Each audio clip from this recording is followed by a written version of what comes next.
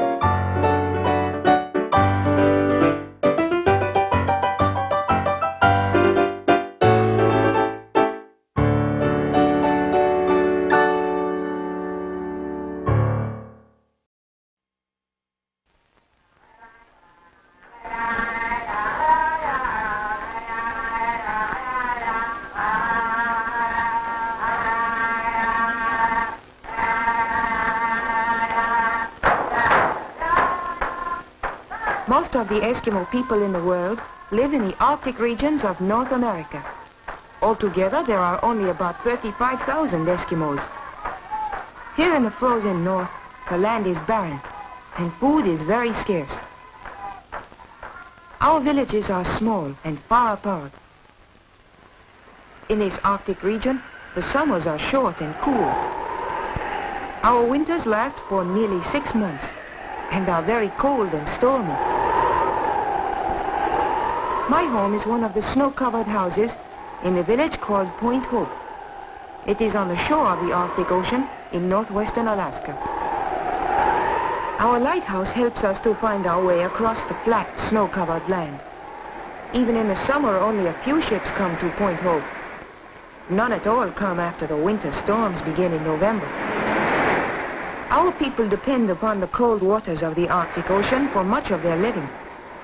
Alaska is a territory of the United States, and the Eskimos who live here are American citizens. My name is Harry. Vera is my sister.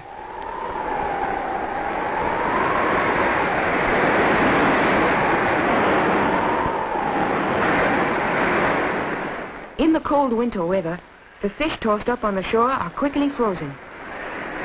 Whenever we find frozen fish, we pick them up. We are always watching for food from the sea. Whenever my father hears a seal barking, he tells us to be quiet. The sound of voices frightens the sea animals.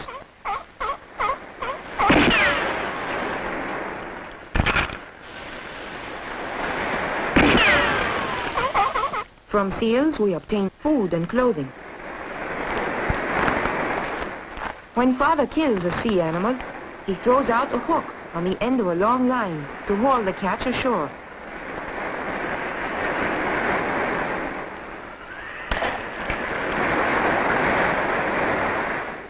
Our people hunt walrus and small whales only during the summer, but seal hunting goes on all through the year. Sometimes we hunt them from the shore, sometimes from boats, and other times we catch them by cutting holes in the ice. It is too cold for us to have farms. Only by hunting and fishing can we get enough to eat.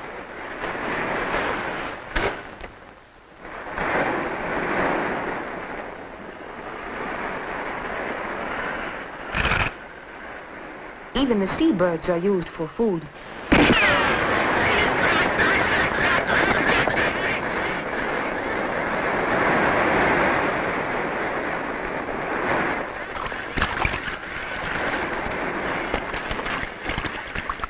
The loon my father has shot is brought to shore in the same way as the seal. This big loon will make a fine meal for our family.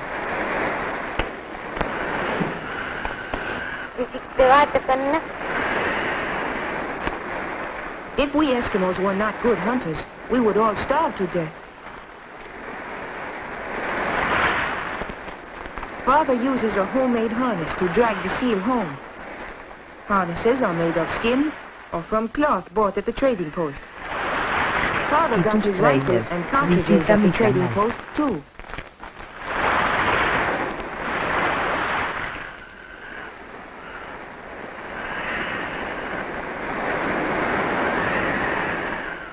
Like most Eskimo villages, Point Hope is close to the ocean.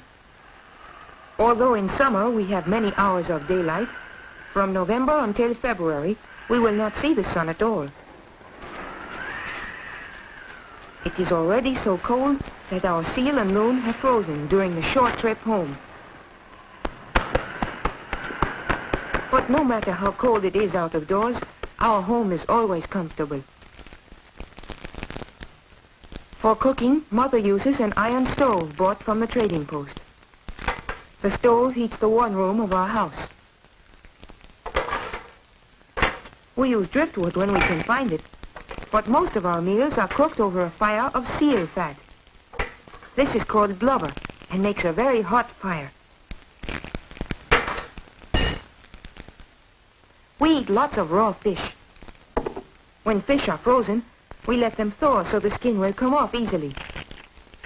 Explorers who come to the Arctic have grown to like our meals of raw fish.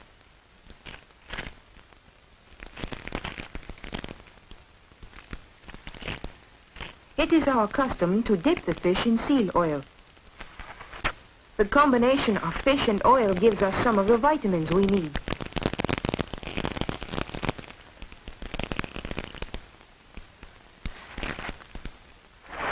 Most of the wood we have is found drifting in the ocean, for trees cannot grow in our land of snow and ice. My father uses his umyak to bring in a floating log. The umyak is his open boat. He also has a boat called the kayak, which is covered. Some of our boats are made of skins stretched over frames of walrus bone. Others we make from canvas and wood bought at the trading post. We Eskimos continually watch the shoreline, always hoping that something useful will come floating in from the sea.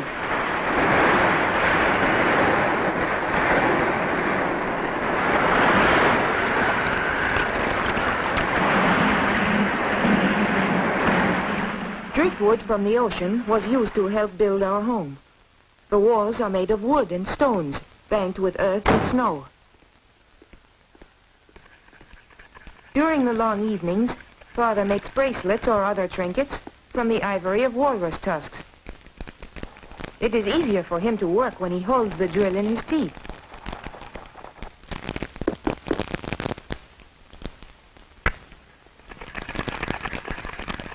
My mother, like all Eskimo women, is very good at making boots and fur clothing. She chews the edges of the skins to make them soft. Then she bites the places where the skins will be sewn together. Father wants me to be able to use his harpoon gun when we go hunting for whales in the spring.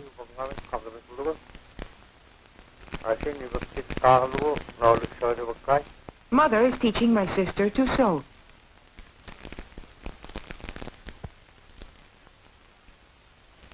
The boots Mother is making will be taken to the trading post to exchange for something the family needs. She has already made us our winter clothing. Except for hunting and visiting our neighbors, we seldom leave home during the winter. Once in a while, we go to the trading post. Our village, Point Hope, is very small, and there is only one store.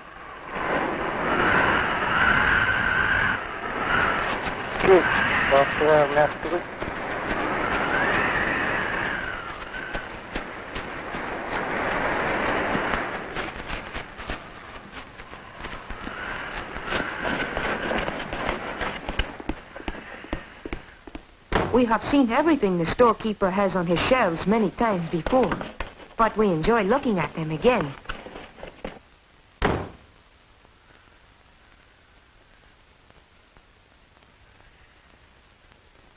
The trader knows the value of the skins, furs, and other things we want to trade. He will send them to stores in the cities of southern Alaska.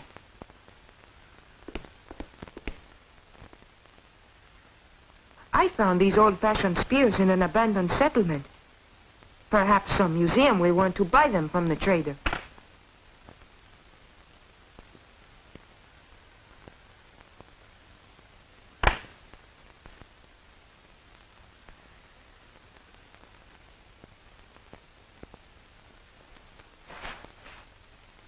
The trader makes a fair offer for the hatchet my father helped me make.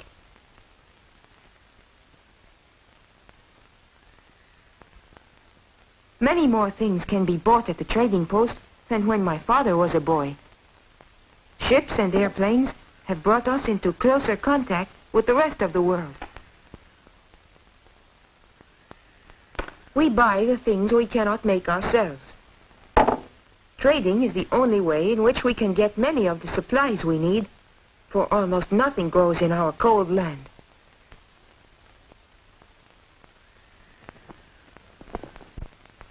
Although we can buy many things today, our life still depends on hunting. Unless we are successful when we hunt, we will have nothing to trade at the store.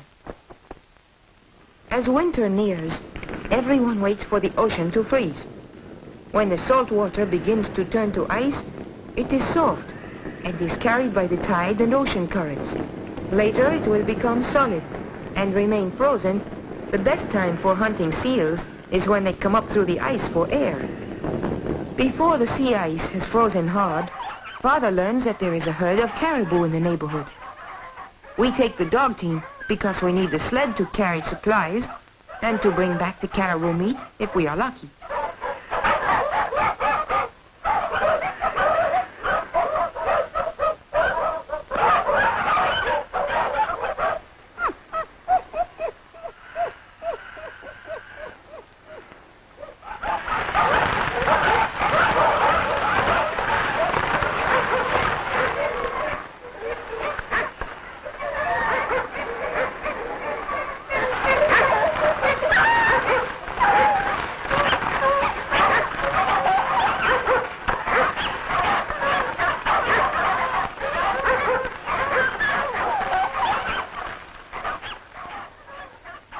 On the way, we pass the graveyard of an abandoned village. The fence is made of whale ribs. Nothing but the cemetery is left of this old village, for all of the people moved to Point Hope years ago. Our sled dogs are the only domestic animals we have. We could not travel far over the winter snow without our dogs. Father does not know exactly where the caribou may be feeding.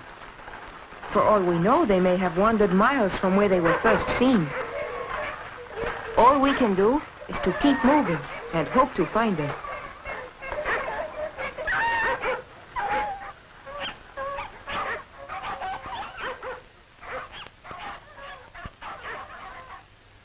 When we come to a place where the snow is soft, the dogs have difficulty hauling the sled.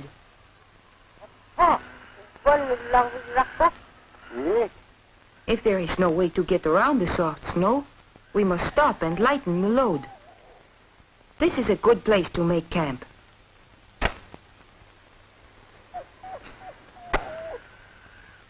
We have brought enough food and fuel for several days. To build a shelter, we cut blocks of snow for the walls.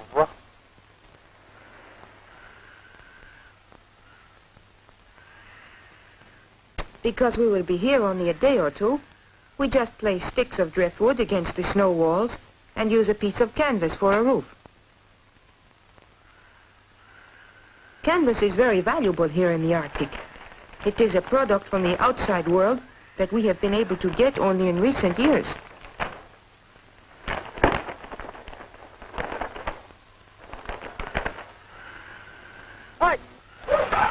Now that the supplies have been stored at the camp, our dog sled can travel fast, even over soft snow. When Father thinks we are near the caribou, we leave the sled. By turning it on its side, we keep the dogs from running away with it.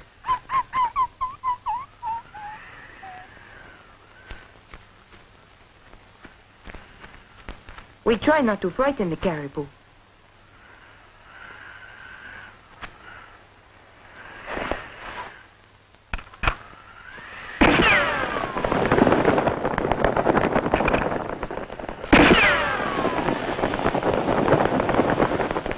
Father is a good shot. We hope that the animal he has shot is fat, for we must eat fat meat to keep our bodies warm during the cold winter.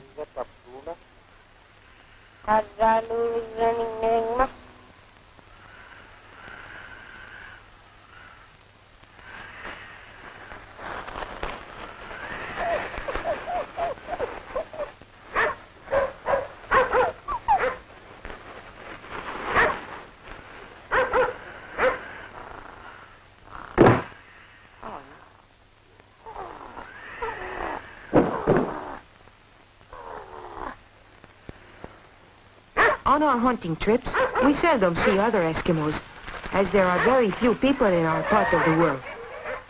It often takes a day by dog sled to reach the nearest village. Tráilers, visita mi canal. With so few of us living on so much land, we do not expect to meet other hunters from our own or neighboring villages, even when the weather is good.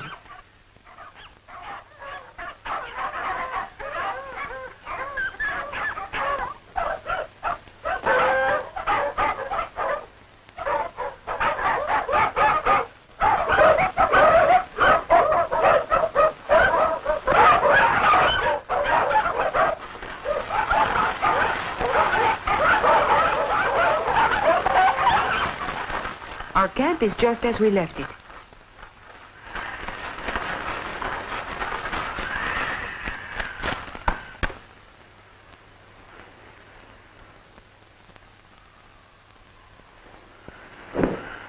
We must skin the caribou before it freezes. Otherwise, it would be difficult to remove the hide and cut up the meat.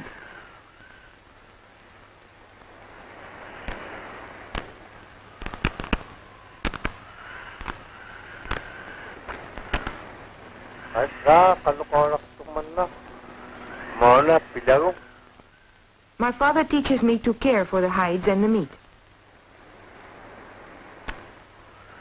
By cutting and skinning the animal first, we make the load lighter. Only the useful parts of the caribou will be carried home.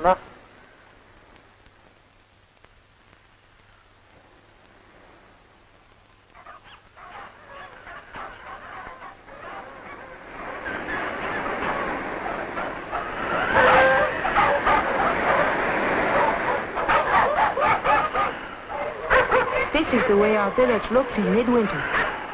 Until spring, the snow will become deeper, and in some places the wind will pile it in drifts many feet high. Sometimes the thermometer will register 50 degrees below zero.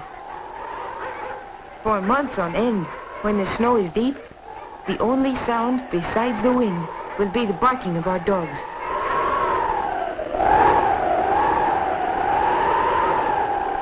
Father and I have been lucky on our hunting trip. We are coming home with caribou meat to add to our winter supply of food. We keep the frozen meat on a framework of driftwood. It is high enough above ground so that snow will not bury it. But what is more important, our dogs cannot steal it.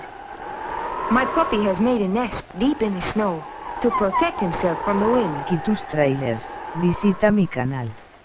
We are happy to get inside the house on a cold day like this.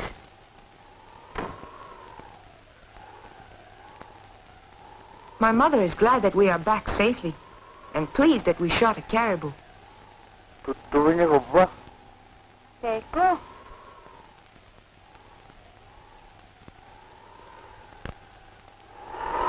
Sometimes on winter nights, we go to neighborhood parties at the schoolhouse.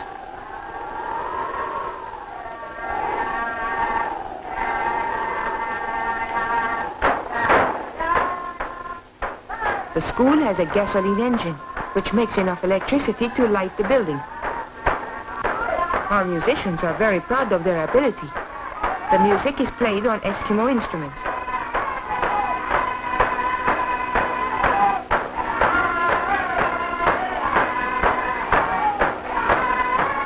Everyone in town seems to enjoy dancing.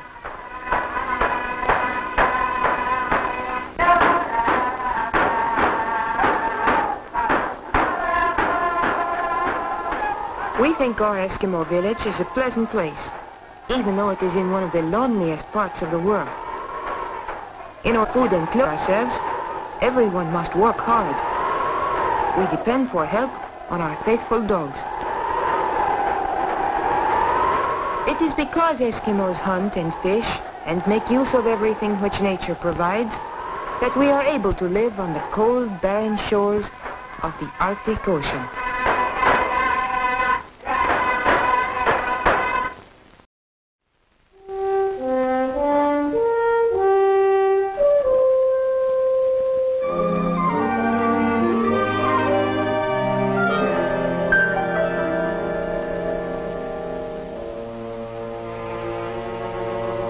The forest screens the surface of the earth, but northwards, as the vegetation thins, the ground begins to show beneath the green.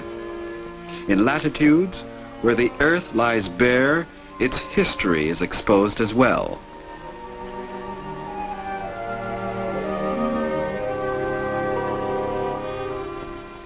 The northerly direction leads back in time to a past where patterns only slowly change.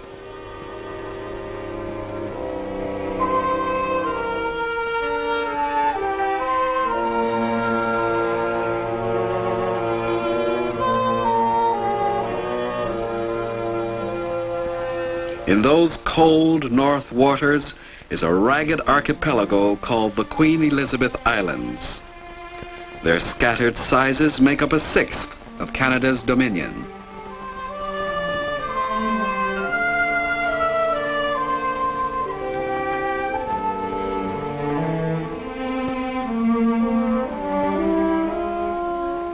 The islands in the west are low, with rolling shores and shoulders of sloping stone.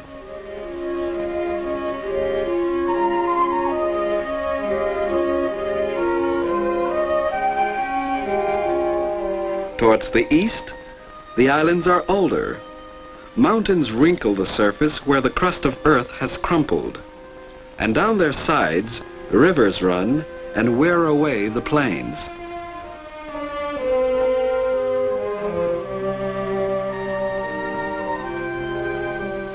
The patchwork patterns of earth and rock are stitched in polygons by sharp frost.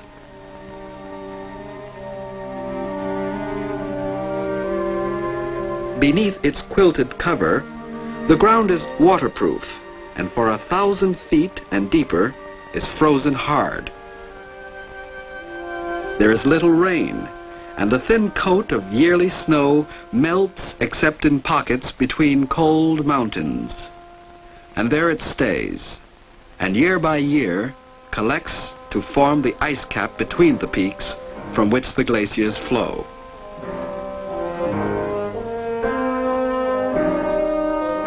Most such glaciers melted long ago. In their ponderous passing, they have left the earth creased and deeply torn.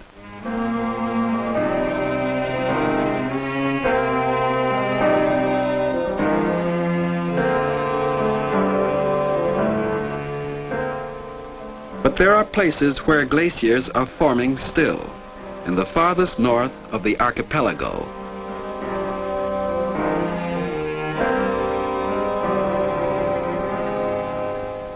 The islands end a bare 500 miles from the pole. In the lasting cold of Arctic seasons, the shelf ice scarcely melts, except for puddles on its curiously patterned surface. The shelf ice lies where it was frozen 1,000 years ago.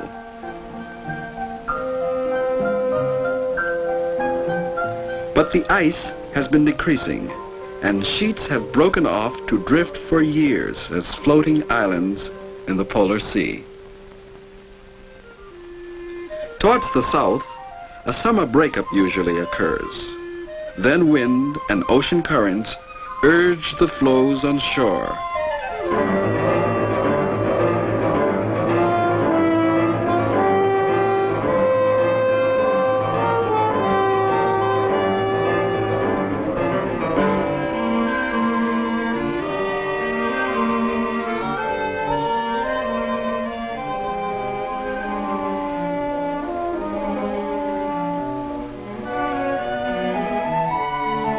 In summer, channels between islands are often cleared, and then the dangerous ice is driven farther south.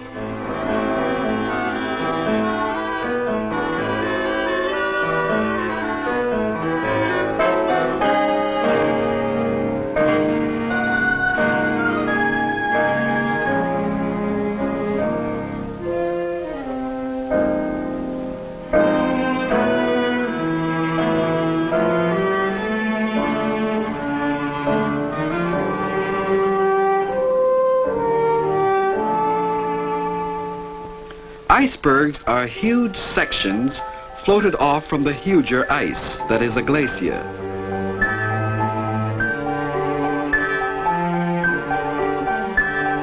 And freezing seas may trap the bergs for several seasons. Quitus Trailers, visita mi canal. Glaciers move like slow rivers. They come from mountain snow and flow like rivers which did not melt. Winter and summer, the snow blows deeper, and by its weight, it turns to ice.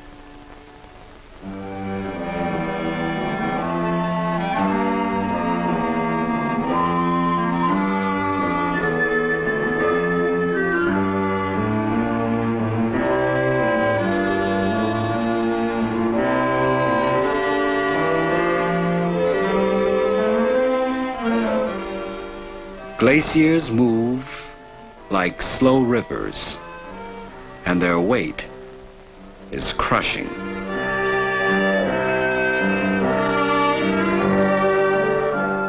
Once they moved like a frozen tide in flood, flowing toward the south.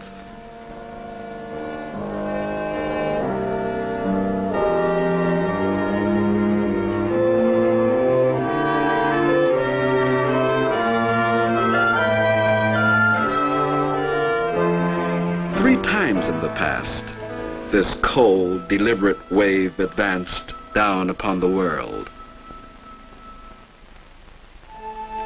And back, 3 times, it shrank as the climate changed.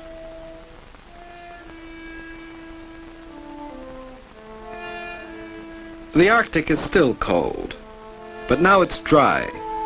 Instead of layers being added year by year, each summer now, the sun soon melts the drifts of winter snow from the land around.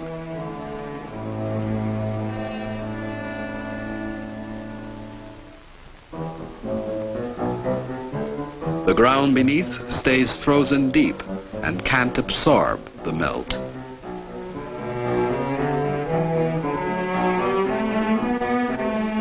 Inch by inch, through centuries, the erosive water flows and the V-shaped valleys deepen.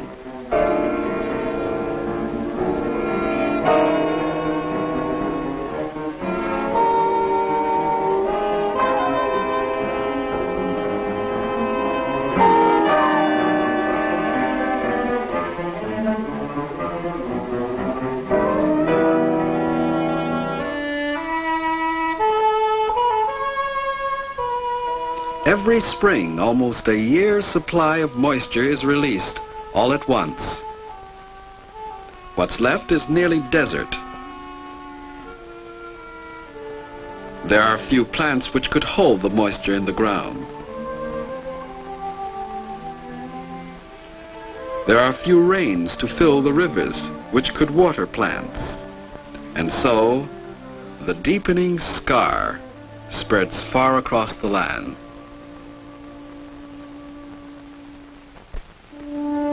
These treeless wastes reveal the changing earth. Mountains of rock are split by frost and shattered. Whole hillsides are tumbled down steep gravel slopes and dumped into the sea in ever deeper layers. The steep slides of talus lie at the angle of repose. When the ice drew back its heavy load, the land lightened. It heaved up high the gravel layers, sometimes straight up, sometimes at tilts and angles, what used to be the ocean floor.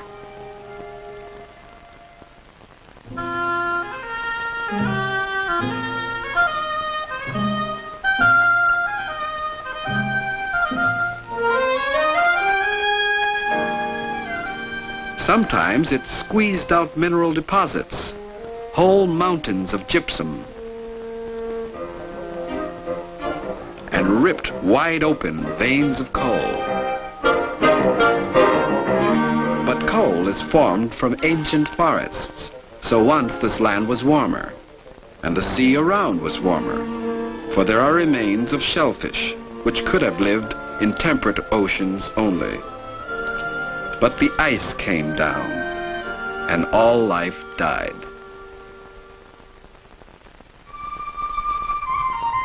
When the ice drew back, life was slow returning. Today, visiting birds come here to nest.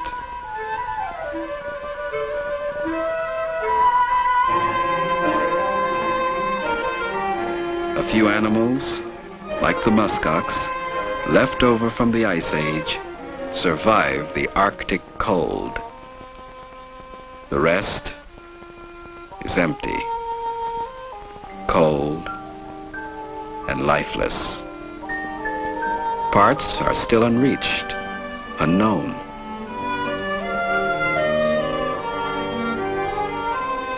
But in the harsh hills and stark history of the Arctic islands, the undisguised designs of Earth's evolution are laid bare for men to read.